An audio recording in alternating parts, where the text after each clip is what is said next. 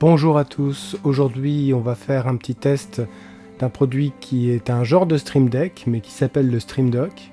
Je l'ai eu pour moins de 50 € sur Ali et c'est vraiment pas cher, hein.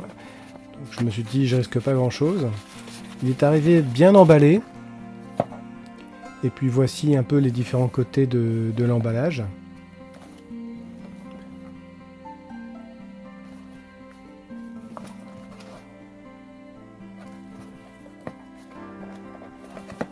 Alors c'est le Stream Dock et pas le Stream Deck. Ce produit existe sous différentes marques, hein. Vous allez peut-être trouver d'autres tests sur internet. En tout cas là vous voyez ce qu'il y a exactement dans la boîte. Avec une petite notice en chinois d'un côté et en anglais de l'autre.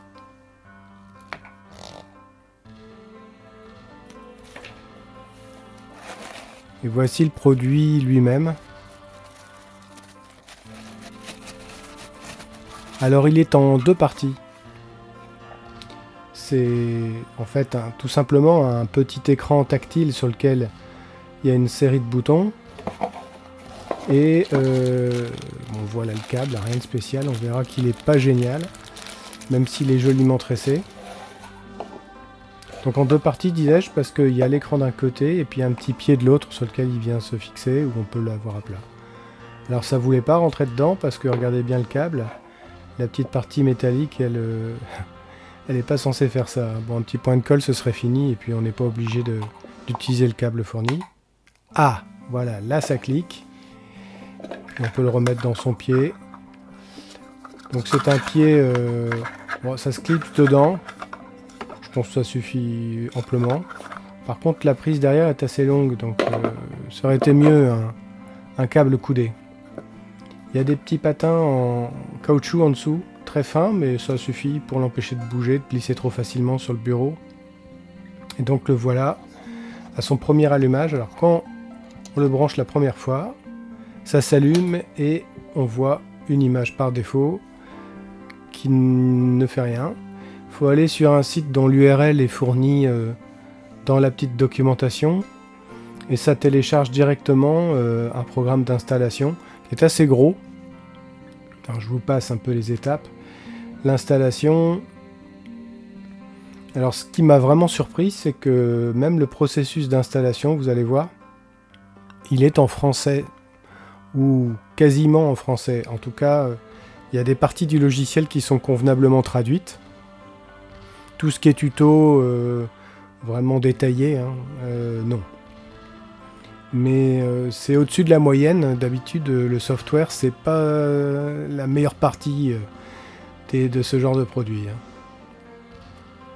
Donc voilà l'accueil, avec une espèce de mini tuto. Alors celui-là, il est en français. En fait, il faut tout simplement drag-dropper des fonctions qui se trouvent sur la droite et les poser sur la représentation du Stream Dock. Voilà. Et puis dès lors qu'on a fait ça, en fait l'appareil qui était un peu inerte, ça y est, il s'active, hein, il fonctionne, et ce que vous voyez là à l'écran, c'est ce qu'il y a aussi sur le Stream Dock dès ce moment-là. Donc là, je vous balaye un petit peu les fonctions qui sont nativement déjà prêtes à l'emploi. Et on verra plus tard qu'il y a finalement beaucoup de choses qu'on peut faire. Et une série de profils, donc en fait ça peut balayer entre plusieurs écrans. Donc vous voyez, il a immédiatement repris la configuration d'usine, et si j'appuie, là ça démarre un petit chronomètre. Voilà, bon, rien d'extraordinaire, hein, mais ça fonctionne. Donc là ici c'est pour changer de profil. Donc on passe au profil suivant. Là par défaut il y en avait 3. Puis il y a une espèce d'écran miniature sur le côté. En réalité c'est d'une seule pièce, hein. C'est un écran tactile et des boutons qui, lorsqu'on appuie suffisamment, alors là j'appuyais pas bien comme il faut, mais si on appuie bien comme il faut, ça fait activer la fonction tactile. Le toucher en fait est agréable, le matériel lui-même je le trouve bien construit, c'est assez plaisant, faut appuyer franchement dessus. Alors des fois ça lag un petit peu, hein. Si on veut appuyer alors qu'il n'a pas fini de rafraîchir sa page, le bouton n'est pas pris en compte. Alors toujours dans le logiciel, là, donc on va trouver les profils que vous venez de voir finalement, hein. Et puis il y a toute une série de choses que l'on peut modifier. Donc si on prend, vous voyez ici c'est le bouton de changement de profil, hein. On peut aller au suivant ou aller à un profil déterminé. Ici c'est juste pour changer le volume, passer au média suivant. Donc c'est ce qui est configuré par défaut. Et vous allez voir dans le logiciel, il y a un magasin de plugins, si je puis dire, sauf qu'il n'a de magasin que de nom, puisque tout est gratuit, mais on peut ajouter des fonctions complémentaires. Il y a également des tutos qui sont en fait des liens vers des YouTube, hein, mais qui expliquent les choses assez calmement. J'ai trouvé que l'idée était extrêmement bonne, en fait, finalement, hein. Donc voilà les différents tutos, finalement. Donc je trouve que la partie logicielle est bien soignée, finalement, c'est un plaisir, quoi. C'était directement compréhensible en français ou on va dire en anglais. Et ça, c'est quand même un gros plus.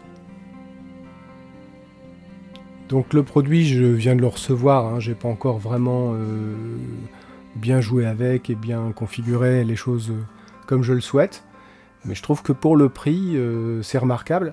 Parce que c'est, on va dire, à peu près le prix d'un petit moniteur de monitoring CPU et d'appoint. D'ailleurs, ce qu'il peut faire, hein, il y a tout ce qu'il faut pour le faire. Vous pouvez afficher la température du CPU et toutes les informations système.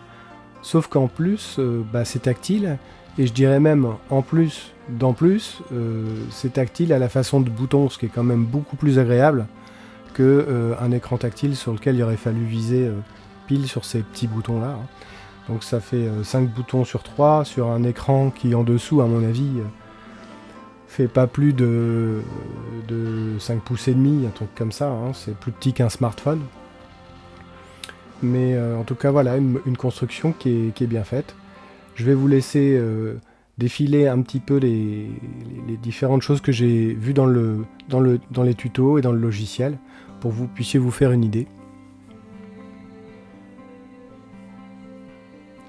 Bon, si vous avez la moindre question, vous pouvez la poser en dessous.